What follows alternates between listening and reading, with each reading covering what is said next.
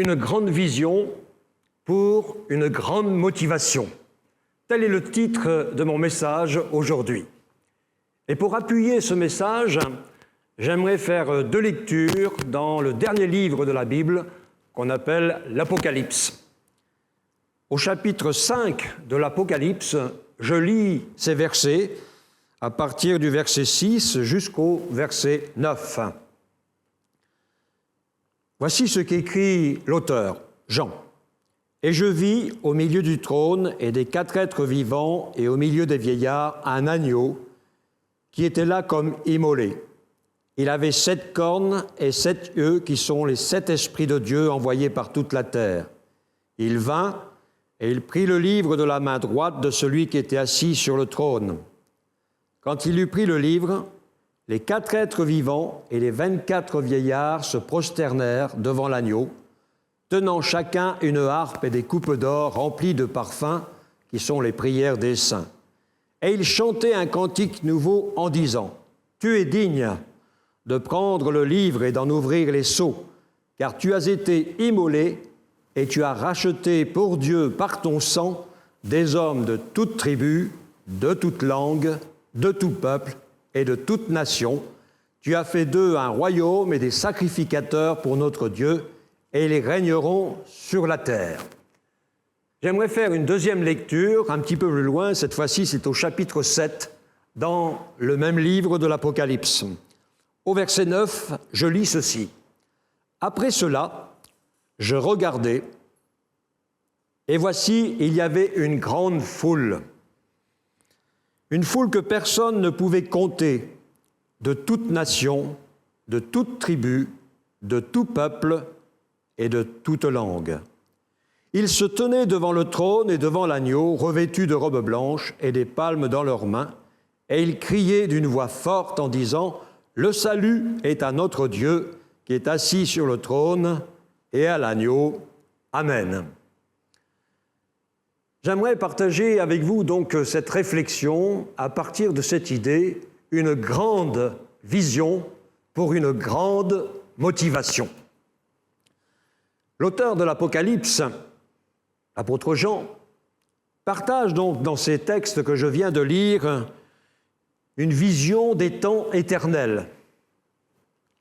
C'est la vision de l'accomplissement du dessein de Dieu, le mystère de Dieu, éternellement caché dans le cœur de Dieu, mais qui a été mis à exécution ces derniers temps, écrit l'apôtre Paul. C'est comme si Jean nous donnait une photo de ce qui nous attend. Enfin, ce qui attend les croyants, ceux qui ont mis leur foi en Jésus-Christ. C'est donc comme si Jean nous donnait une photo de ce que Dieu a préparé et une photo de ce que nous allons vivre dans l'éternité auprès de Dieu. Et cette photo a un but, c'est de motiver notre cœur, motiver notre foi, motiver notre espérance et ainsi nous encourager à mettre toute notre vie, tout notre cœur, toutes nos pensées dans l'amour pour Dieu. L'Apocalypse est le dernier livre de la Bible. Et nous sommes complètement à l'opposé du premier livre de la Bible qu'on appelle la Genèse. Dans le livre de la Genèse, tout commence bien. Dieu crée les cieux et la terre, un magnifique jardin appelé le jardin d'Éden. Et là, dans ce jardin, il y place l'humanité, premier homme, première femme. Jusque-là, tout va bien. Mais dès le chapitre 3 du livre de la Genèse, les choses se gâtent. Le premier homme, la première femme désobéissent au commandement de Dieu et se détournent finalement de cette parole que Dieu leur avait adressée. Et ils consomment le fruit de la connaissance du bien et du mal qui leur a été interdit. Puis, les choses se gâtent encore, puisque Adam et Ève auront des enfants, Abel, Caïn, et voici que Ses enfants vont se quereller, en particulier Caïn va se quereller contre son frère Abel. Et il va tellement bien se quereller que sa violence va l'entraîner au meurtre. Un jour, donc, il a frappé mortellement son frère Abel. On pourrait penser que les choses vont s'arrêter là, mais non, ça continue, ça se dégrade encore, au point que Dieu est obligé de détruire l'humanité par un déluge important. Seule une famille, la famille de Noé, sera sauvée, échappera au flot destructeur. On pourrait imaginer, on aurait pu imaginer qu'après Noé, les choses allaient repartir dans le bon sens. Mais ça se dégrade toujours. Et quand on arrive au chapitre 11 du livre de la Genèse, on découvre l'épisode de la tour de Babel, où les hommes conçoivent un dessein orgueilleux contre Dieu. Ils veulent s'élever jusqu'au ciel. Et là, Dieu prend une mesure qui va être cause de dispersion. Ils vont se mettre à parler dans des langues différentes. Ils ne se comprennent plus et ils se dispersent sur la face de la terre. Le livre de la Genèse est donc le livre des déceptions, le livre des séparations, le livre des divisions, tandis que le livre de l'Apocalypse, c'est le livre de la réunion d'une foule nombreuse de toute langue, de toute tribu, de tout peuple, en présence de Dieu, qui le loue, qui l'adore et qui l'acclame. On passe du livre de la Genèse au livre de l'Apocalypse par ce qu'on appelle un fil rouge. Et ce fil rouge, il porte un nom, Jésus-Christ. Jésus-Christ, par sa mort et sa résurrection et par son retour, est au centre du dessein de Dieu. Ainsi, des hommes ennemis de Dieu par leurs pensées et par leurs péchés finissent, à la fin de la Bible, dans la présence même de Dieu, la présence éternelle de Dieu, dans la joie et la félicité. Je rappelle ce verset que nous avons lu en commençant. Jean a vu une foule de gens, des myriades de myriades, des millions de millions, qui chantaient les louanges de Dieu. Il en venait de tous les continents, il en venait de tous les peuples, il en venait de toutes les tribus, il en venait même de toutes les langues, et on dit qu'aujourd'hui, sur la terre, il y a plus de 7000 langues parlées. Pourquoi est-ce que je vous dis tout cela ? Eh bien, parce que cette vision que Dieu nous a donnée de l'accomplissement de son dessein, elle doit habiter notre cœur en permanence. Une grande vision pour une grande motivation. Nous devons garder intacte, mieux que ça, vivante, cette vision dans nos cœurs, dans nos pensées. Nous devons même la cultiver, la nourrir et veiller à ce qu'elle soit toujours présente en nous. Dieu a voulu que son Église vive dans l'espérance de la gloire éternelle. Ça pourrait nous paraître facile, mais,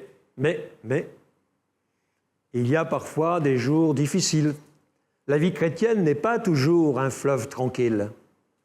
Il y a des périodes de combat, des périodes de désert, peut-être des périodes de silence de Dieu, des périodes de troubles, la maladie, les crises familiales, que sais-je, tout peut arriver. Et ces difficultés rencontrées dans la vie quotidienne pourraient apporter une sorte de flou à la vision. On est habitué aujourd'hui, lorsqu'on regarde des vidéos, et pour protéger la vie privée des gens, on floute les visages.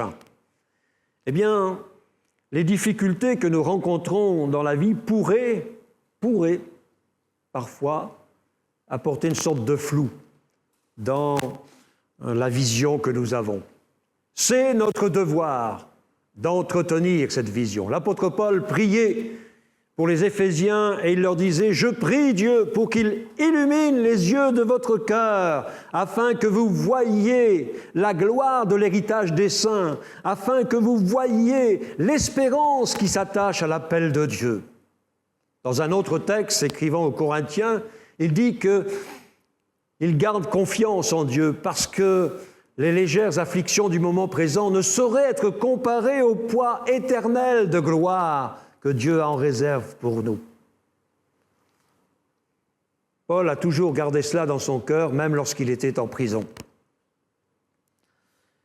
Pourquoi garder cette grande vision dans nos cœurs? Eh bien, pour marcher avec confiance, comme l'a fait Abraham. Cette grande vision doit inspirer notre confiance en Dieu. Elle doit nourrir notre confiance en Dieu. Elle doit encourager notre confiance en Dieu.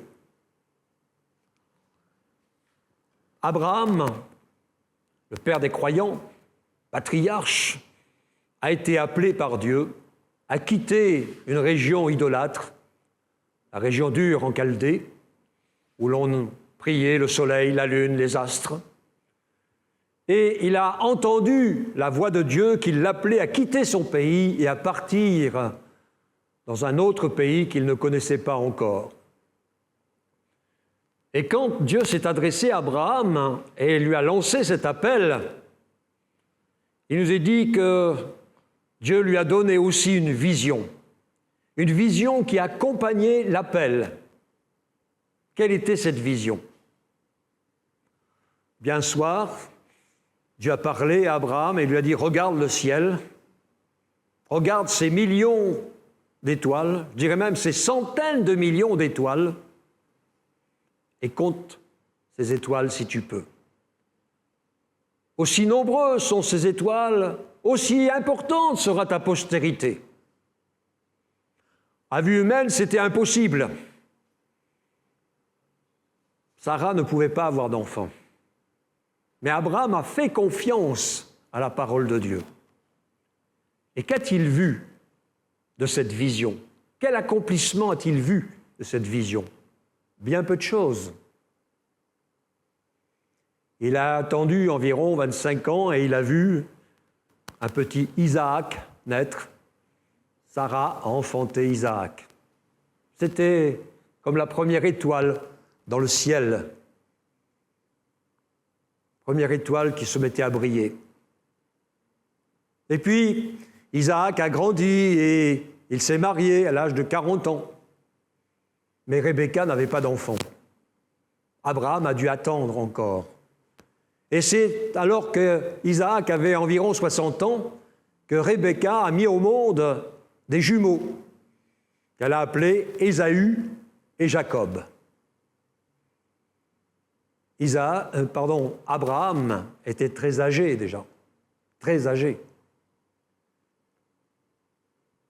Il avait 160 ans. Et Abraham est décédé à 175 ans. Il a vu, encore fallait-il qu'il ait la vue, il a vu donc son fils Isaac, sa belle-fille, il a vu ses petits-fils, Ésaü et Jacob. Mais c'est tout ce qu'il a vu de la vision, de la promesse de Dieu. Juste quelques étoiles dans le ciel. Mais Dieu lui avait dit, aussi nombreuses sont les étoiles dans le ciel, aussi nombreuse sera ta postérité. Et Abraham est cité comme un témoin de la foi, comme un homme de foi, le père des croyants. Et le Nouveau Testament lui rend hommage en disant que Abraham a marché en faisant confiance à Dieu et il fut fortifié par sa propre foi pendant tout son cheminement. Une grande vision, donc, pour inspirer la foi, nourrir la foi, encourager la foi. Cette grande vision doit aussi être pour nous une motivation pour nous rendre agréables à Dieu. C'est l'apôtre Paul qui le dit.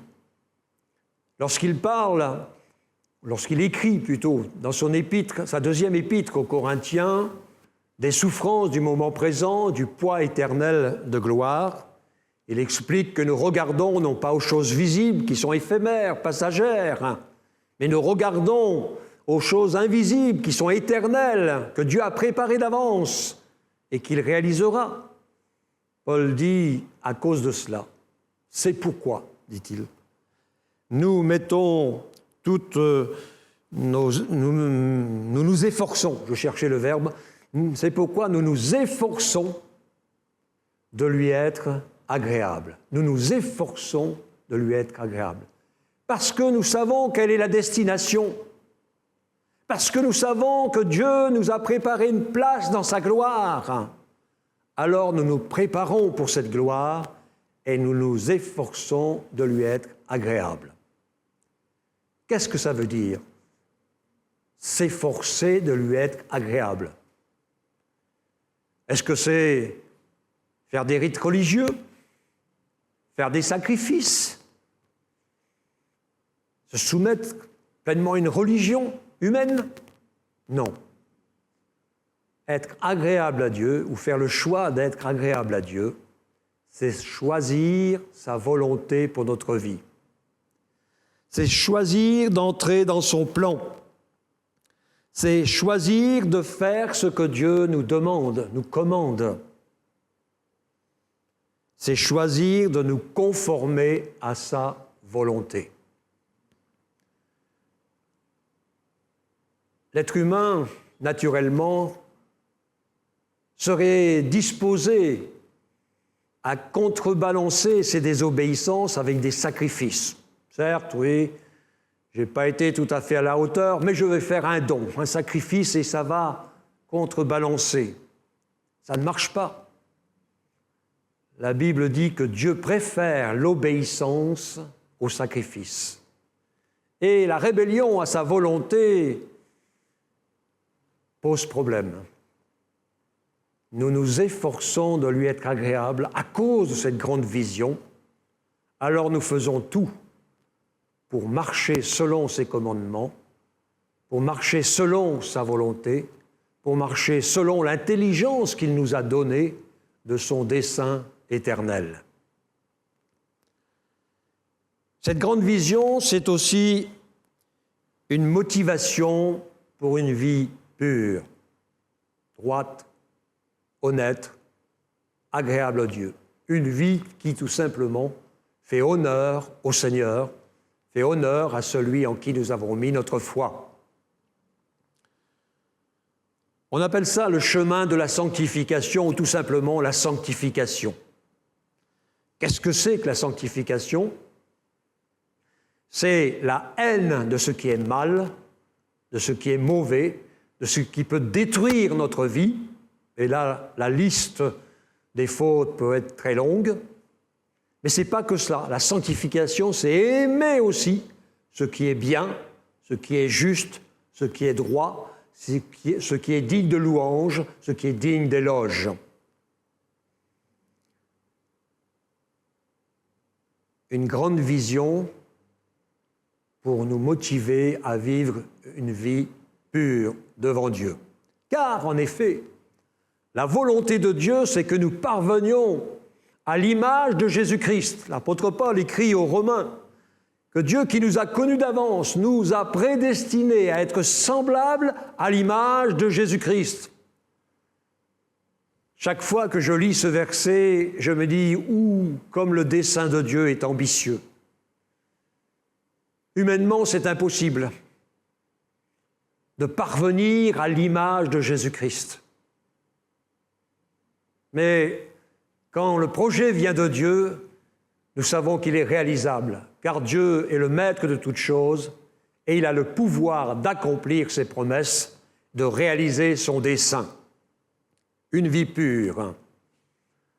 Dieu nous a appelés en tant que pécheurs, il nous a appelés à abandonner le péché et à vivre une vie selon sa parole, selon ses commandements, une vie inspirée par l'exemple et le modèle de Jésus-Christ.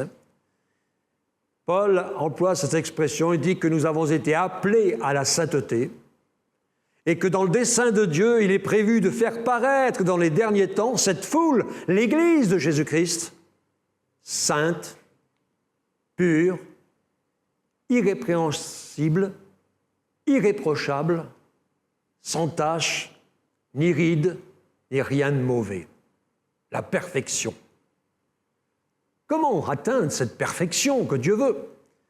Eh bien, l'apôtre Paul utilise une image d'une pratique qui avait lieu à son époque. La veille du mariage, la jeune fiancée prenait un bain qu'on appelait le bain nuptial et c'était symbolique, un rituel symbolique par lequel elle exprimait que, on dirait aujourd'hui, elle enterrait sa vie de jeune fille, d'adolescente, pour se donner en toute pureté à son jeune époux. J'ai lu quelque part dans un livre que cette pratique existait encore dans certaines régions du Moyen-Orient. Et je ne sais pas trop où, en Égypte, la jeune fille, la veille du mariage, se lave dans le Nil et offre à Artémis ses objets, ses jouets d'enfant. Elle dit, c'est fini, ma vie d'enfant se termine là, ma vie d'adolescente se termine là, maintenant je me donne pure à mon époux.